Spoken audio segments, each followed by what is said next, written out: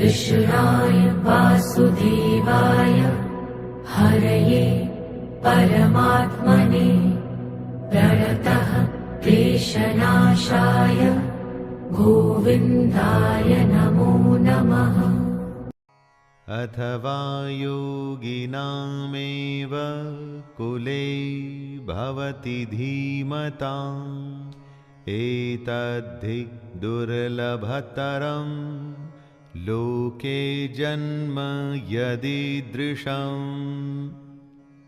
जैसी संगत वैसी रंगत। जिस माहौल में आप होते हैं उसी के जैसे बन जाते हैं। कृष्ण कहते हैं कि जो पुरुष योग पथ पे चला था लेकिन रास्ते में भ्रष्ट हो गया तो भी उसके उत्तम कर्म वेस्ट नहीं जाएंगे।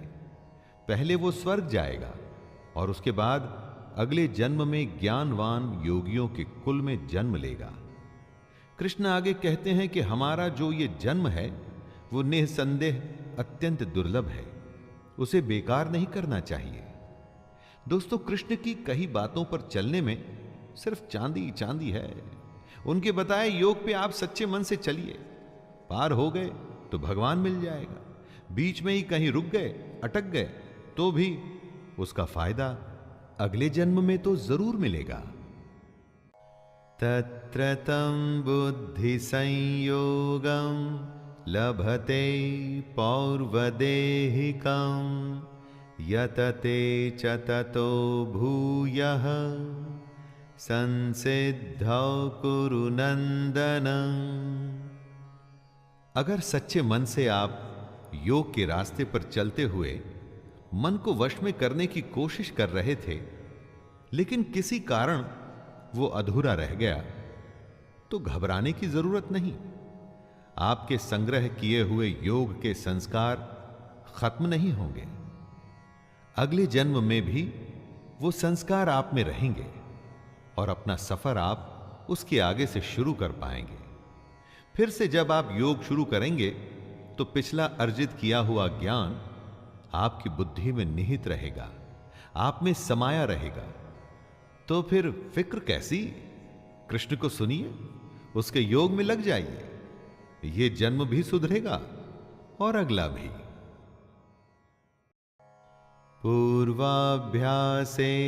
तेनैव ह्रियते ह्यवशोऽपि सः जिज्ञासुरपि योगस्य शब्दब्रह्माति वर्तते।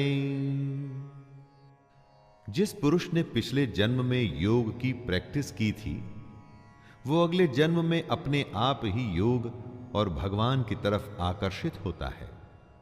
इसे ही पिछले जन्म के संस्कार कहते हैं। दोस्तों, वो अगले जन्म में किसी ज्ञानी के घर में ही जन्म लेता है।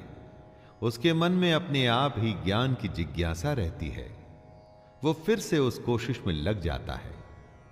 पिछले जन्म में अधूरी रह गई थी जो बात, उसी बात पे वो फिर से लग जाता है। सीधी सी बात इतनी है दोस्तों कि अगर आप अच्छे काम करेंगे, सच्चे मन से करेंगे, फल में लगाव नहीं रखेंगे तो आपकी कोई भी कोशिश कभी भी बेकार नहीं जाएगी। उसका असर कभी ना कभी तो दिखेगा ही। इस जन्म में अगर आप हार भी गए तो अगले जन्म में जीत अवश्य होगी।